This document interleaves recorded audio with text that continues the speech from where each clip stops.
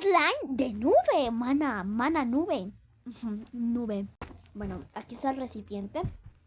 Después le hago los pasos, ¿ok? Primero, esto. Que es el protagonista. Ay, sí es una nube.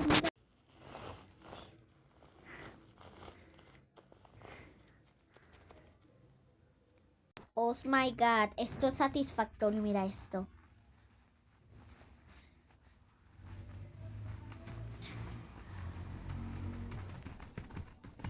Y te voy a enseñar cómo hacer eso. Bueno, ya todos seguros ya sabrán cómo hacer un slime de nube. Pero yo quiero hacerlo, porque me da la gana. Bueno. Oh, no. Bueno, vámonos a nuestra oficina. Sí, tengo una oficina para hacer slimes. Ay, pero primero antes necesitamos algodón. No, mentira, algodoncito no, sino algodón de peluches. ¡Pobre Sufri! ¡Ah! No, pobrecillo. Le tocó a él. Porque ya está muy dañado. Mira esa cabeza. Bueno, aquí tengo todo. Y lo voy a poner en este plato, que es donde vieron. Ay, ojalá no se me seque. Bueno, así que corre, corazón.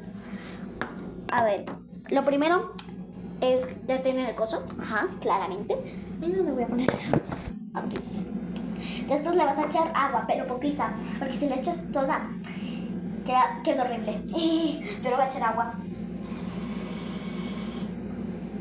Así poquitico, super cool. Y después de... ¡Ay, me mojé! Bueno, y la queso. Después lo van a remojar. No es que quede así todo mojado, así, sino hay medio mojado. Yo no sé. Mira, como así como mojadito. Pero tiene que ser mojado, mana, no lo dejes seco. Revisa por todas partes que sí esté mojado. Listo, ahora vas a botar esta agua a la caca. Se me va a acabar el video, la conchela. Después jaboncito de baño, de cualquier. Échale bastante, bastante. Después ya vos revolves y ya mira cómo queda. Ya estoy revolviendo. No, ah, no, sí, ya.